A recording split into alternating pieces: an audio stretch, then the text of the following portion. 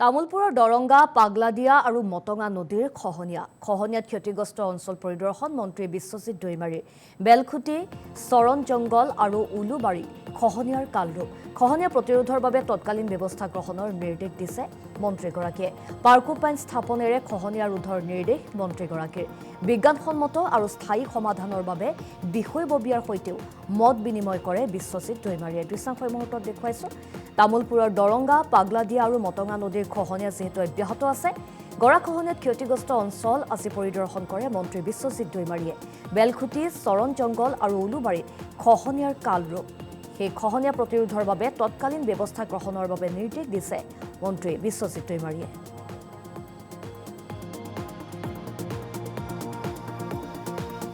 আমাৰ তামুলপুৰ সমষ্টিত গৰাখহনীয়াটোৱে সবতকৈ ডাঙৰ সমস্যা। এই জায়গাত আমাৰ বানপানী মানুহে যিটো বুজি পায় যে ঘৰে ঘৰে পানী সোমোৱা, আমাৰ তেনেকুৱা নহয়। আমাৰটো হ'ল মানে ভূটানৰ লগত লাগি থকাৰ কাৰণে ভূটান পাহাৰৰ পৰা খুব স্পীডত পানীটো বৈ অহাৰ কাৰণে ইয়াতে গৰাখহনীয়া হয়। আৰু গৰাখহনীয়াত বহুত মানুহৰ মাটি বাৰী, ঘৰ, স্কুল সেইবিলাকো আমাৰ সব গুচি গ'ল। সেইটো কাৰণে তাৰ প্ৰতিহত কৰাৰ ব্যৱস্থাটো আমি যদি কৰিব নোৱাৰোঁ, তেতিয়াহ'লে ইয়াৰ পৰা মানুহ চবে মানে নিজৰ গাঁও, নিজৰ স্থান এৰি ফালে বেলেগত যাব লাগিব। তো যাব ক'ত? সেইকাৰণে এইবাৰ মানে আমাৰ হিমন্ত বিশ্ব শৰ্মা ডাঙৰীয়া মুখ্যমন্ত্ৰী হোৱাৰ পিছত এটা বিশেষভাৱে গুৰুত্ব দিয়া হৈছে যে য'ত মাথাউৰি লাগে, মাথাউৰিৰ ওপৰত ৰাস্তা পৰ্যন্ত কৰা হৈছে, যাতে মাথাউৰিটো টাইট থাকে আৰু মানুহৰ কাৰণেও ব্যৱহাৰযোগ্য হৈ থাকে। এইলৈকে ব্যৱস্থা লৈছে। আমি এতিয়া ইয়াত আমাৰ হিমন্ত বিশ্ব শৰ্মা ডাঙৰীয়া আৰু আমাৰ এতিয়া সুশান্ত বৰগোহাঁই ডাঙৰীয়া, আগতে পীযুষ হাজৰিকা ডাঙৰীয়াই এই পাৰ্কোপাইনৰ এটা ব্যৱস্থাটো কৰিছে। গতিকে আমাৰ সমষ্টিত তামুলপুৰত আমি পাৰ্কোপাইনৰ জৰিয়তে গৰাখহনীয়াটো ৰোধ কৰিবলৈ চেষ্টা কৰিছোঁ। সেইকাৰণে যিখিনি আমাৰ তামুলপুৰৰ দৰংগা, পাগলাদিয়া আৰু মটঙা নদীৰ খহনীয়াত ক্ষতিগ্ৰস্ত অঞ্চল পৰিদৰ্শন মন্ত্ৰী বিশ্বজিৎ দৈমাৰী। বেলখুটি, চৰণ জংগল আৰু উলুবাৰী খহনীয়াৰ কালৰূপ। খহনীয়া প্ৰতিৰোধৰ বাবে তৎকালীন ব্যৱস্থা গ্ৰহণৰ নিৰ্দেশ দিছে মন্ত্ৰীগৰাকীয়ে। পাৰ্কোপাইন স্থাপনেৰে খহনীয়া ৰোধৰ নিৰ্দেশ মন্ত্ৰীগৰাকীৰ। বিজ্ঞানসন্মত আৰু স্থায়ী সমাধানৰ বাবে বিষয়ববীয়াৰ সৈতেও মত বিনিময় কৰে বিশ্বজিৎ দৈমাৰীয়ে। দৃশ্যাংশ এই মুহূৰ্তত দেখুৱাইছোঁ। তামুলপুৰৰ দৰংগা, পাগলাদিয়া আৰু মটঙা নদীৰ খহনীয়া যিহেতু অব্যাহত আছে, গৰাখহনীয়াত ক্ষতিগ্ৰস্ত অঞ্চল আজি পৰিদৰ্শন কৰে মন্ত্ৰী বিশ্বজিৎ দৈমাৰীয়ে।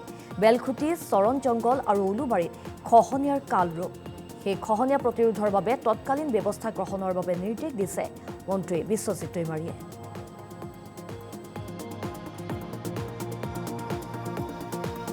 আমাৰ তামুলপুৰ সমষ্টিত গৰাখহনীয়াটোৱে সবতকৈ ডাঙৰ সমস্যা। এই জায়গাত আমাৰ বানপানী মানুহে যিটো বুজি পায় যে ঘৰে ঘৰে পানী সোমোৱা, আমাৰ তেনেকুৱা নহয়। আমাৰটো হ'ল মানে ভূটানৰ লগত লাগি থকাৰ কাৰণে ভূটান পাহাৰৰ পৰা খুব স্পীডত পানীটো বৈ অহাৰ কাৰণে ইয়াতে গৰাখহনীয়া হয়।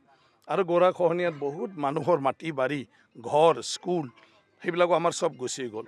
সেইটো কাৰণে তাৰ প্ৰতিহত কৰাৰ ব্যৱস্থাটো আমি যদি কৰিব নোৱাৰোঁ, তেতিয়াহ'লে ইয়াৰ পৰা মানুহ চবে মানে নিজৰ গাঁও, নিজৰ স্থান এৰি ফালে বেলেগত যাব লাগিব। তো যাব ক'ত?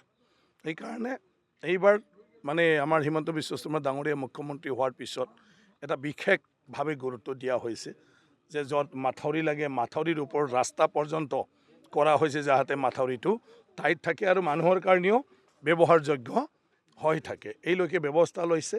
আমি এতিয়া ইয়াত আমাৰ হিমন্ত বিশ্ব শৰ্মা ডাঙৰীয়া আৰু আমাৰ এতিয়া সুশান্ত বৰগোহাঁই ডাঙৰীয়া, আগতে পীযুষ হাজৰিকা ডাঙৰীয়াই এই পাৰ্কোপাইনৰ এটা ব্যৱস্থাটো কৰিছে। গতিকে আমাৰ সমষ্টিত তামুলপুৰত আমি পাৰ্কোপাইনৰ জৰিয়তে গৰাখহনীয়াটো ৰোধ কৰিবলৈ চেষ্টা কৰিছোঁ। সেইকাৰণে যিখিনি আমাৰ